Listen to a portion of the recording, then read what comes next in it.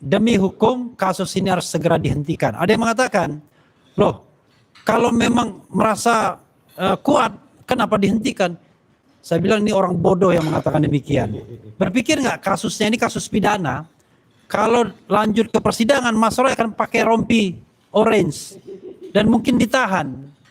Jadi kalau ada yang mau mendorong Mas Roy pakai rompi orange dan ditahan, itu orang bodoh pastinya ya. Dan saya ingin menantang juga, atau kami ingin menantang ya, omongan-omongan celoteh para termul yang mengatakan bahwa minggu lalu pasti, bahkan ada yang mengatakan awal minggu depan sudah P21 ya.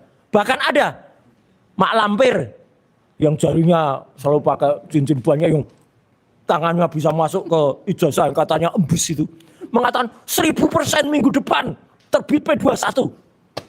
Dari mana 1000% itu? Hampir kayak si omon-omon aja 11.000 triliun persen. Tapi yang jelas yang kami lakukan bukan talk the talk. Wah ya, ini talk the talk tuh di kaos ini loh, ini talk the talk nih ya.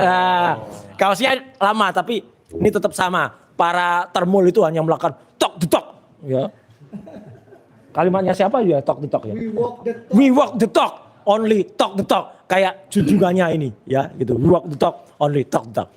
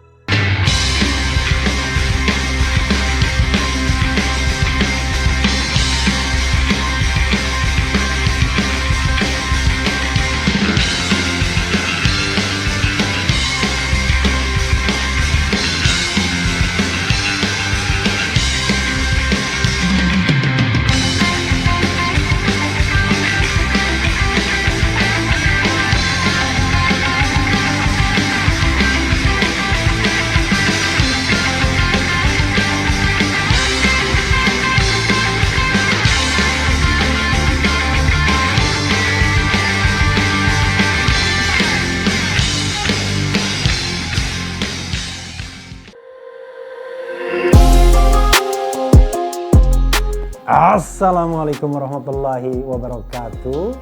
Sobat RH sekalian, saya ada podcast baru, Keren Cadas Podcast by Refli Harun. Apa bedanya dengan podcast-podcast sebelumnya? Beda. Gambarnya, suasananya, tamu-tamunya, dan lain sebagainya. Jadi kalau selama ini RH Channel dikenal sebagai channel oposisi, dan tamu-tamunya barangkali dalam satu arus yang seperti itu, tapi sekarang jauh lebih bervariasi karena memang Keren Cadas Podcast ini dimaksudkan untuk menggali informasi yang genuine, sesungguhnya, sebenarnya, baik dalam pemerintahan tokohnya maupun di luar pemerintahan. Pokoknya siapapun yang memang punya kapasitas, punya achievement, punya legacy, kita undang ke sini. Bahkan bukan tidak mungkin suatu saat kita undang juga Presiden Prabowo ke sini. Nah, sebelum Presiden Prabowo, menteri-menterinya kita undang, wakil menterinya kita undang, barangkali juga kepala-kepala badan, tapi tidak lupa juga orang-orang di luar pemerintahan. Don't miss it. Wassalamualaikum warahmatullahi wabarakatuh.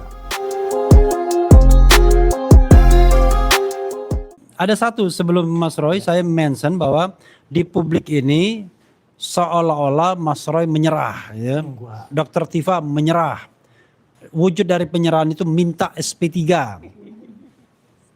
Dan SP3 itu ditafsirkan sebagai minta maaf ya. Nah ini keliru besar. Yang kami lakukan ini sebagai lawyers adalah bagaimana membela klien kami sejak awal. Dari dilaporkan sampai kemudian mau P21 ini. Jadi kami membela dan berargumentasi berdasarkan hukum yang ada bahwa kasus ini tidak layak ditindaklanjuti. Karena itu harus dihentikan. Harus di stop karena sudah melanggar hukum. Kami bukan meminta tapi mendesak. Demi hukum kasus ini harus segera dihentikan. Ada yang mengatakan, loh kalau memang merasa kuat, kenapa dihentikan?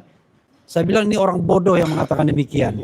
Berpikir nggak kasusnya ini kasus pidana, kalau lanjut ke persidangan Mas Roy akan pakai rompi orange dan mungkin ditahan.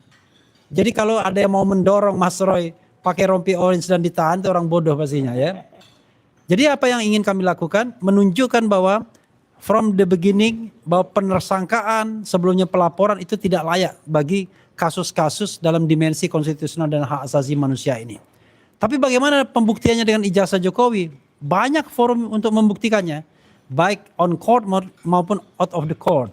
Jadi ke KPU kita bisa membuktikan, ke Petun kita bisa membuktikan, gugatan perdata kita membuktikan, ke Bareskrim ada tim pemburu ijazah palsu. Rizal Fadila sudah ke Bareskrim lagi untuk membuktikan secara genuine apakah ijazah Jokowi palsu atau tidak. Jadi bukan konsentrasinya pada menersangkakan atau mendakwa nanti Mas Roy Suryo dan mudah-mudahan tidak pernah terjadi, dan termasuk juga Dr. Tifa. Paham ya teman-teman sekalian? Jadi bukan meminta mengemis apalagi termehe-mehe minta RJ dan lain sebagainya. Enggak. Kita tetap on the right track untuk membuktikan ijazah itu asli palsu di forum yang sesungguhnya. Nah, karena itu silakan nantikan kaos apa yang akan dipakai Mas Roy. Intinya bukan itu. Baik, Assalamualaikum warahmatullahi wabarakatuh. Selamat sore semuanya. Pertama-tama terima kasih atas semua statement, semua dukungan, bantuan dari para lawyers yang luar biasa di bawah Mas Refli Harun di sini, dan yang hari ini juga menyampaikan beberapa hal yang detail ya, untuk memudahkan masyarakat menerima apa yang tadi disampaikan.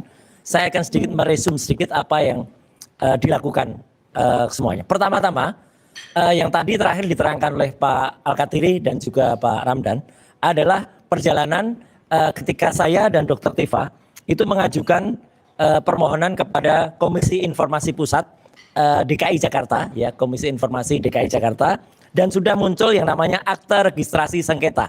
Nanti secara detail akan saya broadcast, ya, Akta Registrasi Sengketa dengan nomor 022/5/KIP DKI tanda hubung PS 2026.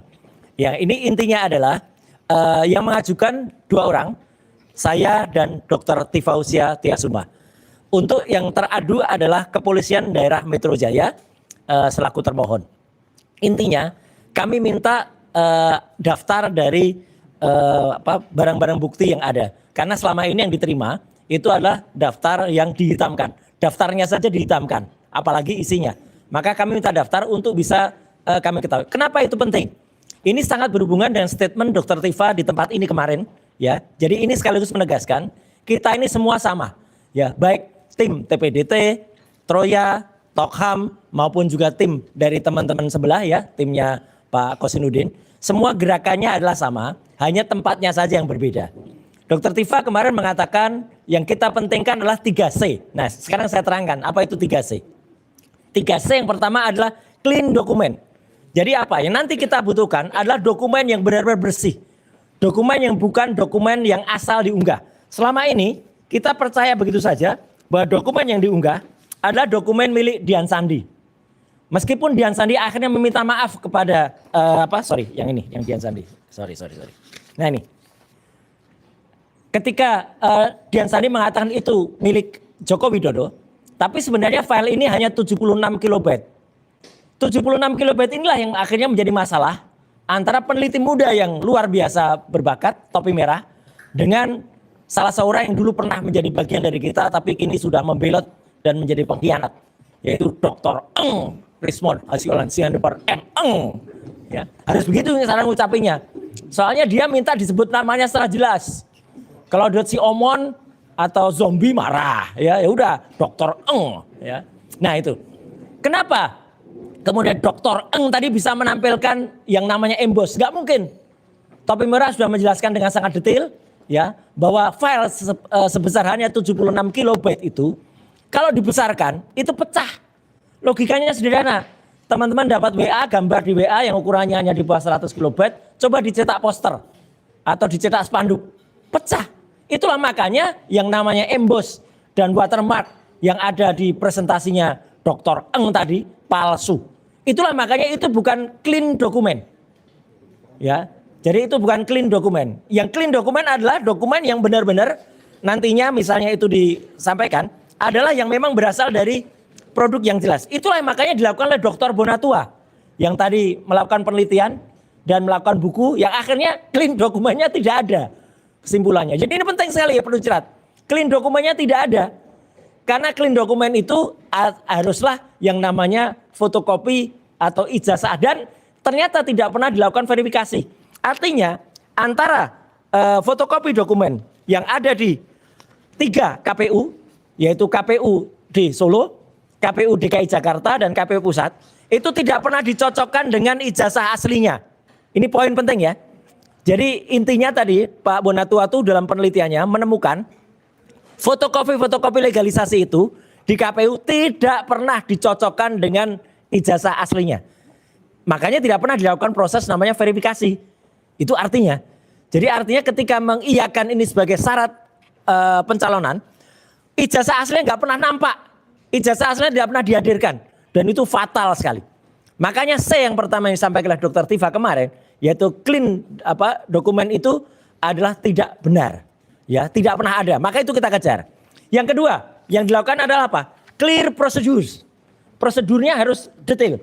Teman-teman, untuk membuat ijazah, nggak bisa hanya ijazah begitu aja terus dipercaya.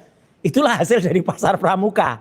Ya, untuk terbit ijazah harus terbit yang namanya apa? Minimal harus terbit yang namanya skripsi. Nah, ini berkali-kali kita sampaikan. Skripsi milik Joko Widodo 99,9% palsu. Karena selain tidak ada lembar pengujiannya, ya lembar pengesahannya yang ditandatangani oleh Profesor Dr. Insinyur Ahmad Soemitro sudah disangsikan oleh putrinya yang namanya Aida Greenberry. Mbak Aida mengatakan tanda tangan bapaknya tidak seperti itu. Dan nama bapaknya pakai U. Dan itu ternyata tidak hanya Aida Greenberry. Saya mendapatkan lembar, ini eksklusif, dari University of Minnesota. Jadi University of Minnesota menyatakan nama yang benar dari Dr. Ahmad Sumitro adalah Ahmad Sumitro pakai U, bukan pakai OE. Jelas banget daftarnya ada di sini. Ini kemarin saya broadcast nih, ya lembar ini. Ya, jadi artinya apa teman-teman? Dalam clear prosedur ternyata dokumen yang disebut-sebut ijazah itu tidak clear, prosedurnya tidak jelas. Kita tidak mau menerima yang tidak jelas, apalagi pada saat gelar perkara di Bareskrim waktu itu tanggal 22 Mei, semua dokumen yang muncul itu sarjana muda. Ini bukan ijazah sarjana muda, ini harusnya ijazah sarjana, tapi yang dikeluarkan oleh Bareskrim itu sarjana muda semuanya. Nah, jadi kan konyol apa yang terjadi. Saya berikutnya adalah credible witnesses. Jadi apakah saksi yang kemudian nanti dihadirkan, kalau nanti harus, apakah orang dihadirkan itu benar? Makanya kita mendesak, polisi sebelum menghadirkan saksi dipersidangkan, panggil dulu saksi-saksi yang kita sebut dalam yang kemarin dilaporkan oleh Pak Rustam, dilaporkan oleh Pak Rizal Fadila di Bareskrim. Kan nama-nama sudah muncul terus itu, ya kan? Apakah itu Pak Victor selaku yang mengungkap nama, terus ada nama Eko, ada nama Pak Iman, ya, ada nama Pramono dan lain sebagainya ya. Itu semua harus dipanggil nama-nama itu. Itu jelas menunjukkan pasar pramuka. Apalagi tadi penelitian Pak Dr. Bonatua sempat juga meneliti ketika pasar pramuka sebelum terbakar. Jadi teman-teman semua, 3C yang kemudian disampaikan oleh Dr. Tifa kemarin itu adalah hasil pemikiran kita sejalan dengan apa yang kita lakukan semua ini. Makanya secara detail Pak Dr. Bonatua meneliti soal ijazah yang ternyata tidak pernah ada, kemudian dari KIP Pak Al-Katiri dan teman-teman mengejar ke sana ya, Pak Al-Katiri dan Pak Ramdan, Pak Dr. Bonatua dengan Pak Komarudin, kemudian di CLS kita gugat yang namanya prosedur, karena itu penting banget menggugat prosedur di CLS, karena seperti tadi yang sampaikan Mas Refli dan juga Pak Dr. Didit ya, Polda Metro Jaya telah menyisipkan pasal-pasal yang paling fatal adalah pasal 32 dan 35. Yang dari Undang-Undang ITE, yang itu sebenarnya sangat-sangat fatal karena itu sangat-sangat diselundupkan karena tidak ada yang kita lakukan terhadap dokumen ini. Karena yang beredar itu adalah dokumen milik Dian Sandi, dan dokumen milik Dian Sandi pun itu ya tidak asli. Kalau pasal 35 berarti kita membuat dokumen itu seolah-olah asli, padahal tidak sama sekali. Nah, jadi itu inti yang ingin disampaikan pada saat ini, dan saat ini juga saya ingin menyampaikan teman-teman semua, hari ini sudah hari Jumat, tanggal 15 Mei, Dan Jumat ini adalah hari biasanya terakhir dalam pekan ini. Dan saya ingin menantang juga atau kami ingin menantang ya omongan-omongan celoteh para termul yang mengatakan bahwa minggu lalu pasti bahkan ada yang mengatakan awal minggu depan sudah P21 ya, bahkan ada mak lampir yang jarinya selalu pakai cincin banyak yang tangannya bisa masuk ke ijazah yang katanya embus itu mengatakan 1000% minggu depan terbit P21. Dari mana 1000% itu hampir kayak si omon-omon aja 11.000 triliun persen. Ya, omon-omon itu. Ya, jadi artinya apa? Omong-omongan mereka, termasuk omongan dari seorang apokat ini ya. Apokat. Bukan kalau advokat itu lawyer. Ini apokat. Ya. Nah, ya apokat itu apa? Apokat itu busuk, ya. Nah, ini juga sama. Saya pastikan. Begitu. Saya sudah sumbernya saya sudah A1. Sudah pegang saya. Pegang apa? Ya. Orang kalau terbiasa bohong tuh ya kayak junjungannya tuh tukang bohong semua. Ya. Jadi dan ini sekarang selalu bikin, wah ini komentar yang terakhir, komentarmu mewakili isi hatimu. Apa gitu ya? Status kok kayak gini ya. Ini orang namanya Andi Asuwan ini ya. Andi Asuwan. Ya. Nah itu ya. Itu nggak usah didengerin kayak gitu. Nah tapi bagaimanapun juga kita jawab hari ini ya, dan kita tantang sekali lagi dengan tadi statement dari Mas Refli dan Pak Didit bahwa Polda Metro Jaya kemarin juga kita hormati statement Kombes Budi ya. Namanya Budi, tapi tulisannya di sini Budi ya. Jadi saya bacanya Kombes Budi ya. Kombes Budi mengatakan kita doakan agar P21. Loh, kok Polda Metro Jaya ikut mendoakan ini emangnya apa ya gitu. Ya emang jadi ulama ya gitu ya mendoakan. Tapi nggak apa-apa, kita tunggu saja. Tapi yang jelas P21 itu bukan final. Ya, ada yang namanya P19 mati, ada yang namanya P20. Yaitu dihentikan di mana. Kita nggak akan prediksikan karena kita bukan tukang ramal, bukan tukang prediksi. Tapi apa upaya yang kami lakukan selama ini adalah upaya untuk membuktikan bahwa apa yang kita lakukan itu clear. Ya, jadi untuk clean juga dan juga kredibel. Tapi istilahnya ini juga menantang tadi ya. Clean dokumen, clear prosedur, dan juga credible witnesses. Jadi itu yang ingin saya sampaikan. Kita tidak hanya melakukan omon-omon kayak ini. Apalagi minta kayak gini. Ini salah nih. Ini nanti. Ini topik lain ya. Ini topik lain soal IKN. Ya nanti karena keputusan IKN kan muncul tapi tidak hari ini ya. Nanti saya akan cerita soal IKN. Karena saya sudah memprediksi soal IKN. Tapi yang jelas yang kami lakukan bukan talk the talk. Wah ya. Ini talk the talk tuh di kaos ini loh. Ini talk the talk nih ya. Kaosnya lama tapi ini tetap sama. Para termul itu hanya melakukan talk the talk. Ya. Kalimatnya siapa ya talk the talk ya? We walk the talk. Only talk the talk. Kayak junjungannya ini ya gitu. We walk the talk. Only talk the talk. Sekian, terima kasih. Wassalamualaikum warahmatullahi wabarakatuh. Ya. Benar kan saya bilang kan kita tunggu kaos Mas Roy. Kaos lama tapi tetap aktual. Yeah, we walk the talk ya. Kawan-kawan semua ada yang mau tanya? Ya silakan. Om, tapi sudah mendapatkan kabar dari Humas Polda Metro Jaya langsung belum sih Om terkait status P21 ini seperti apa? Karena kan dari Humas itu mengatakan akan segera dirilis gitu. Dia bertanya karena takutnya tidak masuk ya. Bertanya apakah sudah mendapatkan informasi dari Humas Polda Metro Jaya? P21 itu dari Polda atau dari mana? Makanya, karena kata Humas ya, kalau ada P21 nanti langsung segera dikasih tahu. Pasti dia berdoa. Ya, silakan. Kalau pemberitahuan ya nggak ada ya kan. P21 itu nanti tuh urusan Kejaksaan Tinggi DKI ya. Jadi mereka cuma ini. Tadi mau nerangin P21 itu apa? Ya, supaya jelas. Ini dokter asli hukum soalnya. Bukan dokter yang loyal di sini bukan Mas Roy. Iya. Makanya. Oke. Dia mau quotable dia. Makanya Mas Roy. Iya. Iya. Jadi begini, kalau P21 itu artinya pernyataan siap sidang. Nah, yang menyatakan itu pihak kejaksaan. Bukan dari kepolisian. Kepolisian itu hanya bisa mengirimkan berkas. Nanti dari kejaksaan mereka yang akan bersikap. Apakah masih kurang lagi, harus dilengkapi lagi, atau diulang lagi P18, 19 lagi, atau dinyatakan P20 atau dinyatakan P22. Nah, kalau P22 itu artinya kalau udah maksimal jaksa terus melihat aduh nggak bisa ini, itu artinya jaksa mengambil alih ya. Jadi dia yang melengkapi sendiri, tapi kalau memang tidak bisa lengkap juga pada akhirnya bisa dihentikan juga gitu loh. Tidak harus jaksa mengambil alih terus lanjut, tidak harus begitu. Nah, kalau P21 ini harusnya jadi bukan menurut konfirmasi kepada humas, Ya, Polda. tapi dari kejaksaan dulu.